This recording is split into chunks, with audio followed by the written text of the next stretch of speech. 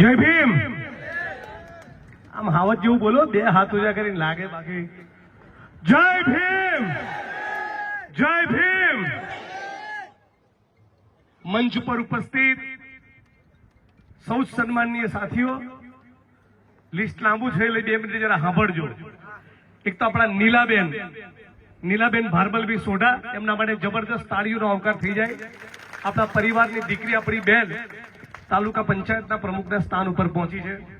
સાથી ચૌહાણ સરદારસિંહભાઈ ભગવાનજીભાઈ, પંડ્યા ગૌતમભાઈ, Rabari Bababhai, Patiya Ramjibhai, Chauhan સૌસીભાઈ, વરણ નીલાભાઈ, Chauhan તગાભાઈ, Rathod ભાટમલભાઈ, વરણ Mohanbhai, Parmar Ratansinhbhai, soda દેવસીભાઈ, Rabari Amrabhai, soda Malabhai, કટારે Karshanbhai, Valia Fulabhai, Solanki Mavjibhai, soda ઓખાભાઈ, Parmar Kamabhai, Chauhan Mohanbhai, વેણ પ્રવીણભાઈ, વાલમિયા હમાભાઈ, સેંગલ પીરાભાઈ, ચૌહાણ શંકરલાલ, રાઠોડ ઈશ્વરભાઈ, ગાંચી રહેમતભાઈ, રાજપૂત ખોડાભાઈ, રબારી રૂપસીભાઈ, ઠાકોર જોરાભાઈ, વેડા રામસિંહભાઈ, આપ તમામ મિત્રો, નામી અનામી બધા મહાનુભાવો જે મંચ ઉપર ઉપસ્થિત છે. સમયની મર્યાદાના કારણે બધાના નામ ન લઈ શકો તો માફ કરજો. મારી સાથે આ વિસ્તારનું મજબૂત નેતૃત્વ અને બનાસકાંઠા જિલ્લા કોંગ્રેસના, થરાદ જિલ્લા કોંગ્રેસના પ્રમુખ, પૂર્વ ધારાસભ્ય, મારા સાથી મિત્ર ભાઈ સાથી ગુલાબસિંહભાઈ રાજપૂત મંચ ઉપર ઉપસ્થિત છે. સાથે ઠાકરસિંહભાઈ રબારી, તુલસીભાઈ, આંબાભાઈ, ગીતાબેન નાઈ, આપ તમામ મારી બહેનો, વાતાઓ, મળીલો, પત્રકાર મિત્રો, ખાલી 2-4 વાત કહીશ. તમારી રોટલા ખાવાનો સમય થયો, બહુ લાંબુ ભાષણ નહીં કરું. આજે આનંદનો જે વિષય છે એ છે કે પરિવારની એક દીકરી, પરિવારની એક બેન, એને તાલુકા પંચાયતના પ્રમુખનું પદ પ્રાપ્ત થયું છે. કોઈ બહુ સરસ વાત કરી પ્રવીણભાઈ ને બધા મિત્રો કે કદાચ બંધારણ ના હોત, કદાચ કોંગ્રેસ પાર્ટીએ આવી વ્યવસ્થા ઉભી ના કરી હોત, કદાચ ડોક્ટર બાબા સાહેબ આંબેડકર ના હોત, તો નીલાબેન સોઢા એ ધરણીધર તાલુકા પંચાયતના પ્રમુખ ના બન્યા હોત. એ વાતમાં કોઈ મિનમેક નથી. આજે આખી જે વ્યવસ્થાનું નિર્માણ થયું એના મૂળમાં પણ ક્યાંક ને ક્યાંક કોંગ્રેસ પાર્ટી છે. આ આપણે કોઈ દિવસ ભૂલવાનું નથી. અચાનક એક દિવસ અંગ્રેજોનું મન થયું અને દેશ છોડીને જતા નથી રહ્યા. કોંગ્રેસ પાર્ટીના હજારો લાખો સિપાહીઓએ પીઠ પર દંડા અને છાતી પર ગોળી ખાધી અને આ ભારત માતાની માટીમાં પોતાનું લોહી સિંચ્યું, ત્યારે અંગ્રેજોની ગુલામીમાંથી મુક્ત બન્યા છે. આ વાત આપણે યાદ રાખવાની છે કે જલિયાવાલા બાગનો હત્યાકાંડ હોય, 23, 24, 25, 27 વર્ષની કુમળી ઉંમરે ચંદ્રશેખર આઝાદ, રામપ્રસાદ બિસ્મિલ, ભગતસિંહ, સુખદેવ, રાજગુરુ, આવા અનેક ક્રાંતિકારીઓ એ ફાંસીના માછડે લટક્યા. તમારામાંથી 90-95% લોકો કદાચ એકાદ બે અપવાદને બાદ કરતા કદાચ જેલોમાં કોઈ નહીં ગયા હોય, પણ અંદમાન નિકોબારની કાલા પાણીની સજાની જેલ અને એની યાતનાઓની તમે કલ્પના કરો તો ધ્રુજારી છૂટી જાય. અને ત્યારે મારે ખાસ કહેવાનું મન થાય છે કે જે આરએસએસ અને ભાજપના માણસો એ સતત કોંગ્રેસને સવાલ પૂછતા હોય છે કે 70 વર્ષમાં શું કર્યું. એટલે ચોરના દીકરાઓ, તમારો બાપ લોહીનું એક ટીપું આપી છે કોઈ દાડો આ દેશ માટે? હે, તમે શું બોલો છો? મૌલાના આઝાદ, આ દેશના પહેલા શિક્ષણ મંત્રી, 9.5 વર્ષ જેલમાં રહ્યા. પંડિત જવાહરલાલ નહેરુ 11.5 થી 12 વર્ષ જેલમાં રહ્યા.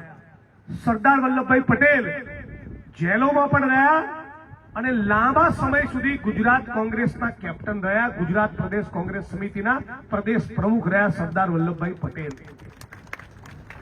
આ બધી તપસ્યા, આ બલિદાનો, આ સંઘર્ષ, આ જેલોમાં જવું, બલિદાનો આપવા, ફાંસીના માછડે લટકવું, ફાંસીના તખ્તાને ચૂમવો, ત્યારે અંગ્રેજોની ગુલામીમાંથી દેશ આઝાદ થયો. આટલું કરું છું. તમને સલામ અને વંદન હું એટલા માટે કરું છું કે તમામ પ્રકારની દાદાગીરી, તમામ પ્રકારની લાલચ, પોલીસ પ્રશાસનનું દબાણ, રૂપિયાની થેલીઓ ખાલી કરી, દારૂની રેલમછેલ કરી છતાં તમે કોંગ્રેસનો હાથ નથી છોડ્યો. એ વાત માટે હું તમને સલામ કરું છું અને વંદન છું. બનાસકાંઠામાં અને થરાદમાં જોઈએ એવું પરિણામ નથી આવ્યું, એ વાત સાચી છે, પણ કોંગ્રેસનો કાર્યકર્તા અને કોંગ્રેસનો મતદાર એ પોતાની જગ્યા પરથી આગો પાછો થયો નથી. એ વાતનું મને ગૌરવ છે. અને તમે જોજો, જે પ્રમાણે ગુજરાતમાં, ઉત્તર ગુજરાતમાં અને દેશમાં હું પ્રવાસ કરું છું, બધા લોકોના મોઢે એક વાત આવી છે, હવે આનું બહુ વધી ગયું છે, હવે આમનો ત્રાસ અતિશય થઈ ગયો છે, હવે અમને કાઢો. આ બધા જ લોકો એક સુરે બોલી રહ્યા છે. તો પરિણામ કેમ આવું આવે છે?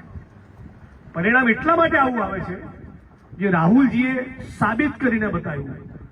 બ્રાઝિલ નામના દેશની હિરોઈન, એના હરિયાણાની ચૂંટણીમાં 22 વોટ પડ્યા. આવું કોઈ દિવસ હોય? માધુરી દીક્ષિત આઈને ધરણીધરમાં 22 વોટ આપી જાય, ચાલે? ચૂંટણીનું કાર્ડ હોય ને કાર્ડ આપી જાય વોટ, તો બરાબર વસ્તુ છે. એટલે એક તો વોટ ચોરી તો આ લોકો કરે એના પુરાવા છે. બીજી વસ્તુ, જે પ્રમાણે પ્રશાસનનો, મામલતદારને, પ્રાંત અધિકારીને, કલેક્ટરને, એસપીને, ડીવાયએસપીને, પીએસઆઈને, પીઆઈને, એલસીબીને, એસઓજીને બધાને ટાસ્ક આપેલો હોય કે ચલો બધા એક એક તાલુકાની સીટો લઈ લો, એક એક જિલ્લા પંચાયતની સીટો લઈ લો. હવે કોઈ પીઆઈ ને ડીવાયએસપી મહિને 2-5 લાખ કમાતો હોય, કોંગ્રેસનો કોઈ દેવી પૂજક, કોઈ માલધારી, કોઈ દલિત કે ઠાકોર સમાજનો ઉમેદવાર હોય, એ બિચારો 50,000 લાખ રૂપિયા માંડ ખર્ચતો હોય ને એની સામે પેલો ચોર 5 લાખનું બંડલ વેરે, એટલે ઘણી બદલાઈ જાય. બીજું, દુનિયાભરની દારૂની રીલમછેલ કરતા હોય છે. તો હવે ભાજપ વાળા તો ધંધા કરે જ છે. જનતા તરીકે, નાગરિક તરીકે આપણે હવે સજગ થવું પડે કે દારૂની બોટલ લઈને આવે, પૈસાનું બંડલ લઈને આવે અને જો એના ચાળે ચડ્યા તો એક દિવસ પૂરતો તો દારૂ પી લેશો, એક દિવસ પૂરતી તો ચપટી ચવાણું ખાઈ લેશો, એક દિવસ પૂરતું તો તમને 200, 500, 1000, 2000 નું પડીકું પકડાઈ જશે, પણ ચૂંટણી પતી એના બીજા મહિનાથી 400 નો બાટલો 1000 મત લેવાનો છે, એ ભૂલતા નહીં. એ વખતે સમાજના ગોળ કે પરગણાના પંચ પટેલના કહેવાથી એની શરમમાં તમે આવીને કમળનું બટન દબાયું, તે પંચ પટેલ એ સમાજનો આગેવાન એ તમારા ઘરે 2,500 રૂપિયાનો તેલનો ડબ્બો મૂકવા માટે આવવાનો નથી. જે સમાજનો આગેવાન, નેતા, ભાત થઈને તમારા ઘેર આવે એને કહેવાનું કે 5 વર્ષનું કરિયાણું મૂકી દેજે પહેલા મૂક. અને 5,000 ની ઓફર કેમ કરે છે? 10 લાખ આપને. એમને ચૂંટણીની આગલી રાત પૂરતા આપણને ભરમાવા છે અને પછી 5 વર્ષ આપણું બૂચ મારી દીધું છે. તો આ ધંધો આપણને ગરીબ માણસોને પોસાય નહીં. એટલે હવે પછી 27 ની ચૂંટણીને બહુ સમય નથી, ત્યારે તમને ખાસ કહેવા માંગુ છું કે તમે મને જે સાલ ઓઢાડી, માળા પહેરાવી, પાઘડી પહેરાવી, તો હું સામે ગુજરાતનો કોઈ પણ ખૂણો હોય ને કોઈ પણ સમાજ હોય લડવામાં બાકી રાખ્યું છે? વસૂલ કરી છે ને? મારી જવાની પૂરેપૂરી વસૂલ કરી છે. મને પૂરો સંતોષ અને ગૌરવ છે મારા ઉપર. ફૂલ બેટિંગ કરી છે. કોઈ 25, 30, 35 વર્ષ ધારાસભ્ય રહે ને ના કરે એટલી બેટિંગ મેં 10 વર્ષમાં કરી છે. પણ તમને હવે એટલું કહેવા આવ્યો છું કે હવે તમે કાલે સવારથી જો જિગ્નેશભાઈ માટે સાચી લાગણી હોય, તમને મારા વિચારમાં, મારા સંસ્કારમાં, મારી રીતભાતમાં, મારી વાણીમાં તમને સત્ય દેખાતું હોય, તમને લાગતું હોય કે નેતા કે ધારાસભ્ય નહીં, મારો ભાઈ બોલે છે, મારા ઘરનો માણસ બોલે છે, એવું તમને લાગતું હોય તો આજથી તમારા મોહલ્લામાં જઈને લેસન ચાલુ કરી દો. 90% કોંગ્રેસનું વોટિંગ થવું જોઈએ આ વખતે. 90%. ઘણા બધા મિત્રો આખા દેશમાં અને ગુજરાતમાં મારા પ્રવાસ થતા હોય, કાર્યક્રમ થતા હોય કે મત વિસ્તારમાં પણ થતા હોય, એટલે સ્વાભાવિક રીતે લોકો એવું પૂછતા હોય કે જિગ્નેશભાઈ આ ઈવીએમ નું શું છે? મેં કીધું ઈવીએમ ઉપર શંકા મને પણ છે, પણ એ શંકાના સ્તર ઉપર છે. 5 કરોડ લોકો દિલ્હીમાં ઉતરો રોડ ઉપર તો ઈવીએમ ના બદલે બેલેટ પેપર આવી જાય. એ આપણે કરતા નથી. તો બીજો એક રસ્તો છે મારી જોડે, કહું કરશો? છેલ્લી લાઈન સુધી બધા બહેનો, માતાઓ, વડીલો, યુવાનો બધાએ કરવું પડશે. આ ધરણીધર તાલુકાની અંદર મતદાન કેટલા ટકા થયું? બોલો, કેટલા ટકા થયું? 60%. આપણા 65 ગણો. તાલુકા જિલ્લા પંચાયતની ચૂંટણી હોય, વિધાનસભાની ચૂંટણી હોય, પાર્લામેન્ટની લોકસભાની ચૂંટણી હોય, 65%ની એવરેજથી મતદાન થાય છે. પવન હારો હોય તો 65 ના 68 થાય, પવન ના હોય તો 60 62 થાય. વાત બરાબર છે કે મારા ઘરનું જોડું? બરાબર વાત છે. આ 65% વોટ થાય છે. આ બાકીના 35% ઘેર પડ્યા રહી છે. એમાંથી 5% વોટિંગ વધારો તો દરેક વિધાનસભામાં 15,000 વોટ વધે. તો ઈવીએમ જખ મારે છે. આ થાય કે ના થાય? હવે જે લોકો 2,500 3,000 તેલનો ડબ્બો લે છે, 400 રૂપિયામાં ગેસનો બાટલો લે છે, મોંઘું પેટ્રોલ અને ડીઝલ લે છે, રાશનની લાંબી લાંબી કતારોમાં ઉભા રહે છે, કરિયાણું મોંઘું, ડીઝલ મોંઘું, પેટ્રોલ મોંઘું, જંતુનાશક મોંઘા, ખેતીના સાધન મોંઘા, બિયારણ મોંઘું, દવાઓ મોંઘી, બાળકોનું ભણતર તો પ્રાઇવેટમાં સ્કૂલમાં પોસાય જ નહીં. આટલો બધો દાટ આ ચોરે વિશ્વગુરુએ વાળ્યો છે, આટલી પથ્થર ઠોકી છે, તો તમને મન નથી થતું કે દીવરોને ઉખાડીને ફેંકી દઈએ? એવી દાજ તમારામાં જો પેદા નહીં થાય તો ગુજરાત અને દેશનું કોઈ ભવિષ્ય નથી. એક વાત યાદ રાખજો, આ ભગતસિંહનો દેશ છે. 23 વર્ષની ઉંમરે માણસે બલિદાન આપ્યું. એવો દિવસ જોવા માટે કે દિલ્હીની અંદર ખેડૂતોનું આંદોલન થતું હોય અને 690 લોકો એક પછી મરે, 690 ખેડૂતોની શહાદત થાય અને વિશ્વગુરુના પેટનું પાણી ના લે. આ માણસ છે કે પથ્થરો છે? હે, આ વિશ્વગુરુ છે? આવો હોય નેતા? આવો હોય નેતા? તમારો આત્મા કહે છે કેટલા ખેડૂતોએ શહાદત આપી? 690. બોલો કેટલા લોકો? બધા મારી સાથે બોલો. ભાજપની સરકાર સામે દિલ્હીમાં લડતા લડતા કેટલા ખેડૂતોએ બલિદાન આપ્યા? 690 ખેડૂતો. એટલે સમજો કે લગભગ 700 ખેડૂતોનો ભોગ લીધો. ઉત્તર પ્રદેશમાં ભાજપના એક મંત્રીના છોકરાએ ખેડૂતની છાતી પર આખી બોલેરો ગાડી ચડાઈ ચગડી ચૂંટીને મારી નાખી. આ સરકાર? આને સરકાર કહેવાય? આને નેતા કહેવાય?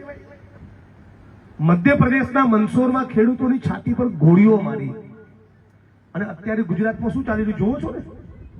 સુરેન્દ્રનગરમાં, દ્વારકામાં, રાજકોટમાં, જામનગરમાં, મોરબીમાં, એટલે જેતપર ગામની અંદર, સાપકડામાં, કોંઢગામમાં ખેડૂતોની મરજીની વિરુદ્ધ થાંભલા નાખી રહ્યા છે. તમારા વિસ્તારમાં આવશે, તૈયાર રહેજો. આવી ગયું ને? કહેજો 2 કરોડ આપો અને થાંભલો નાખો, બાકી ઘૂસવા દેવાના નથી. કેટલા રૂપિયા લેવાના? હવે આ 2 કરોડ કોની જોડેથી લેવાના છે ખબર તમને? મારી કેપેસિટી ના હોય અને તમે 2 કરોડ માંગો તો તકલીફ, પણ મુકેશ અંબાણીનો કોઈ તકલીફ છે? ગૌતમ અદાણીનો કોઈ તકલીફ છે? 50 કરોડ રૂપિયા ઉદાહરણ તરીકે આ ઓમાભાઈના એકાઉન્ટમાં પડ્યા હોય, આ તો વાત છે, નહીં મને ખબર છે, નહીં તો ફંડા પર ચૂંટણીમાં વડગામમાં ધારો કે 50 કરોડ રૂપિયા વ્હાઈટના સફેદના કાયદેસરના કોઈના બેંકના એકાઉન્ટમાં પડ્યા હોય એટલે મહિને વ્યાજ કેટલું આવે ખબર? 35 લાખ રૂપિયા વ્યાજ આવે. કેટલું વ્યાજ આવે? બોલો મોટેથી, કેટલું વ્યાજ આવે? હવે બેંકના ખાતામાં 50 કરોડ પડ્યા હોય, 35 લાખ વ્યાજ આવે એટલે રોજનો કેટલો રૂપિયો તમે વાપરી શકો વ્યાજમાંથી? લાખ રૂપિયો. બરાબર? 35 ને હવે 30 લાખ વ્યાજ ગણો એટલે રોજનો લાખ રૂપિયા વાપરી શકો. 5 સ્ટાર હોટલનું 1 મહિનાનું બુકિંગ કર્યું હોય તો 5000 રૂપિયામાં રૂમ આલે.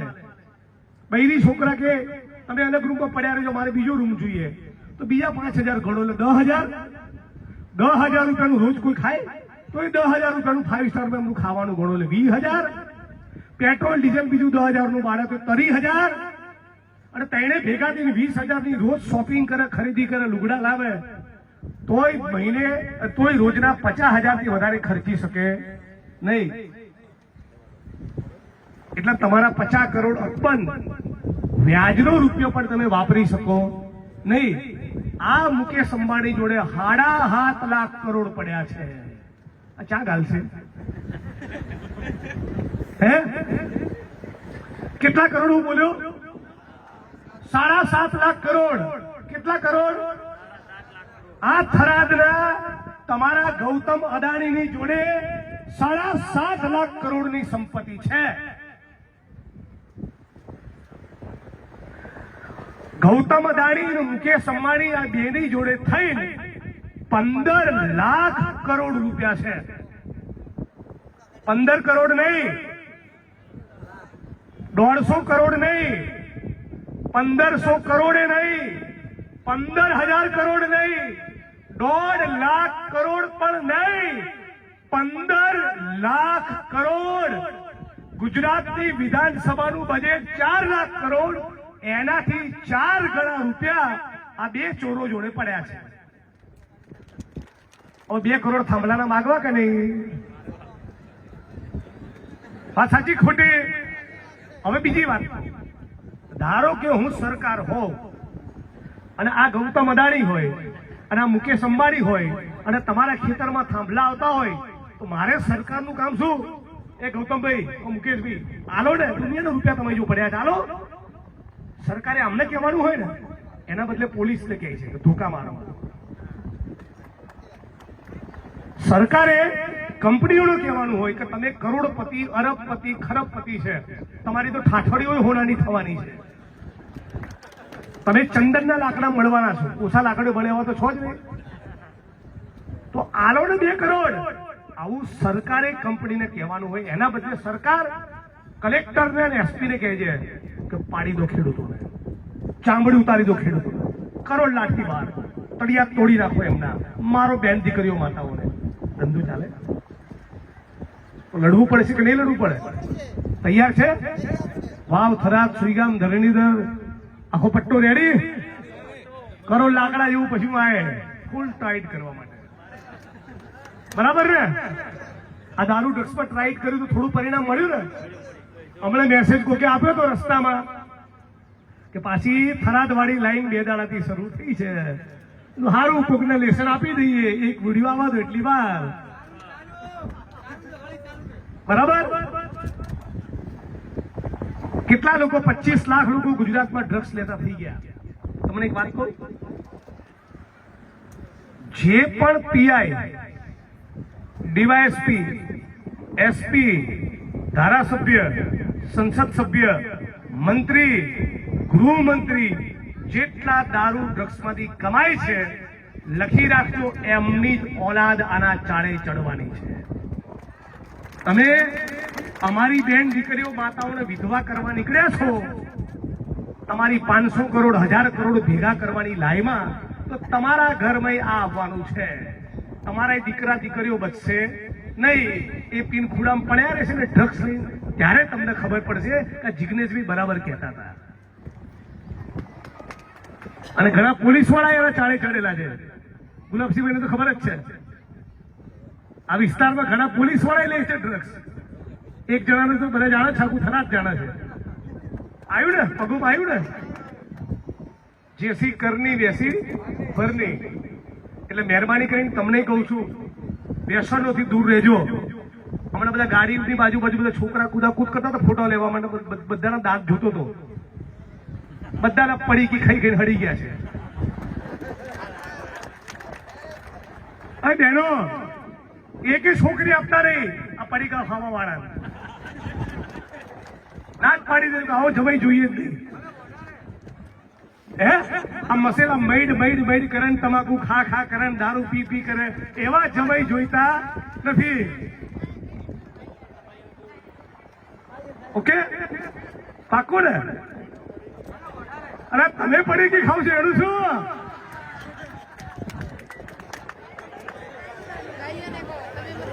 સાચું તો બંધ કરવાનું જ નહીં.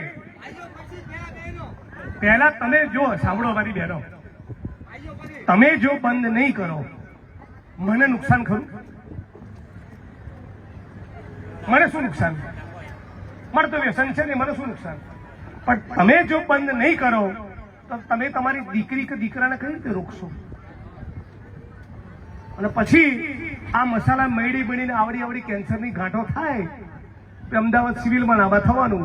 થરાદ બધો ઠેકાણા નથી હોસ્પિટલના, વાવમાં નથી, વડગામમાં નથી, પાલનપુરમાં નથી, ડીસામાં નથી. છે આખા તમારા ધરણીધર તાલુકામાં, આખા વડગામમાં, આખા પાલનપુરમાં, આખા વાવમાં, આખા થરાદમાં એક કેન્સરનો સ્પેશિયાલિસ્ટ ડોક્ટર છે. બેન દીકરીઓ માતાઓની ડિલિવરી કરાવવા માટે ગાયનેકોલોજીસ્ટ છે. કિડનીની બીમારી માટેનો ડોક્ટર છે ના, હોસ્પિટલ તો ઠેકાણા નથી. આ વ્યસનથી જેટલા બચીશું એટલું આપણી આજની અને આવનારી પેઢી માટે સારું છે. આટલું કરશો કે નહીં કરો મારી બહેનો? કરશો સંકલ્પ? તમે પડીકી પણ નહીં ખાઓ તો તમે તમારા ઘરવાળાને કઈ હકશો પોટલી ના પીતો લ્યા? બરાબર ને? તો આટલો સંકલ્પ કરો. બહુ લાંબુ ભાષણ નહીં કરવું, રોટલાનો ટાઈમ થયો. ફરી એકવાર હું અને ગુલાબસિંહભાઈ આવીશું. આખી તાલુકા કોંગ્રેસની ટીમ આવશે અને એ દિવસે ભાષણનો કાર્યક્રમ નહીં રાખીએ. ધરણીધર તાલુકાના સર્વ સમાજના લોકો રોડ, રસ્તો, ગટર, વીજળી, પાણી, શિક્ષણ, આરોગ્ય, રોજગાર, આવાસ યોજના, ઘરનો પ્લોટ, જમીન, ઈધર કિધર, જે પણ તકલીફ, જે પણ સવાલ, જે પણ અરજી હોય એ લઈને આવજો. સવારના 10 થી સાંજના 4 વાગ્યા સુધી બેસી. જોડે ગુલાબસિંહભાઈ હશે, જ્ઞાનીબેન હશે, હું હોઈશ અને તાલુકાના પ્રમુખ હશે. અને અરજી આવે અને એમાંથી 10માં કામ થાય તો મને લાગશે કે મારું ધારાસભ્ય થવું અને તમે મને ઓઢાડેલી પાઘડી એ 2 લેખે લાગ્યા. તમારું કામ થાય એમાં મને ખૂબ રસ છે. ગરીબ માણસનું કામ દોડીને કરતો હોઉં છું. ગુજરાતમાં ક્યાંય પણ અત્યાચાર કન્યા જોઉં તો દોડીને જતો હોઉં છું. તમે પણ તમારા ગામમાં, તમારા તાલુકામાં ક્યાંય પણ ખોટું થતું હોય, અરજી લખતા શીખો, સવાલ પૂછતા શીખો, વિડીયો બનાવતા શીખો. ગામે ગામ ચરસ, ગાંજો, દારૂ, ડ્રગ્સ આવી ગયા, એના વિડીયો બનાવો, વાયરલ કરો. તમારું કોઈ નામ લે તો મને કહો. 1-2 જણા ઉપર ખોટો કેસ કરવાનો ટ્રાય બી કરેલો. યાદ રાખજો કે अपना भी नाम जिग्नेश मेवाणी है भाईजान, पड़ा तोड़ी नाखीश. दारू, चरस, गांजो, ड्रग्सना मुद्दे छाती खोलीने लड़વાનું. કોઈ પણ તમને ટાર્ગેટ કરે તો મને કહેજો, બધાની દવા રાખું છું. એટલે તમે મક્કમ થઈ ગયા તો તમને પરિણામ મળશે. નક્કી કરશો ને આટલું. આપણા ગામમાંથી દૂષણ દૂર કરાવવું જોઈએ કે ના કરાવવું જોઈએ? ધારો કે તમે આ દૂષણ નહીં દૂર કરાવો તો તમારા છોકરાઓ એની ચુંગાલમાં લપેટમાં આવવાના કે નહીં? તમારા ગામમાં દારૂનો અડ્ડો ચાલુ થયો તમે ચૂપ રહ્યા, ચરસના ગાંજો આવ્યો તમે ચૂપ રહ્યા, એટલે પેલા 4 પીતા હતા પછી 14 પીતા થયા. વાત સાચી ખોટી? આ ધીરે આ બધું દૂષણ બંધ કરાવો. આવતી 10 વર્ષ પછી પરિસ્થિતિ સુધરે એવી આશા અને અપેક્ષા સાથે મારી વાણીને વિરામ આપું છું. આપ તમામ લોકોનો, મારી બહેનો, માતાઓનો ખૂબ ખૂબ આભાર. આટલી મોટી સંખ્યામાં અહીં આવ્યા. વડીલોનો સૌનો ખૂબ ખૂબ આભાર. મને સ્વાગત કર્યું, સન્માન કર્યું, સાલ ઓઢાડી એ બદલ અને બધાએ મારા માટે જે સરસ શબ્દો કીધા એ બદલ આપ સૌને નતમસ્તક થઈને વંદન કરું છું. આપ સૌનો ખૂબ ખૂબ આભાર. જય ભીમ, જય ભારત, જય કોંગ્રેસ, જય સંવિધાન.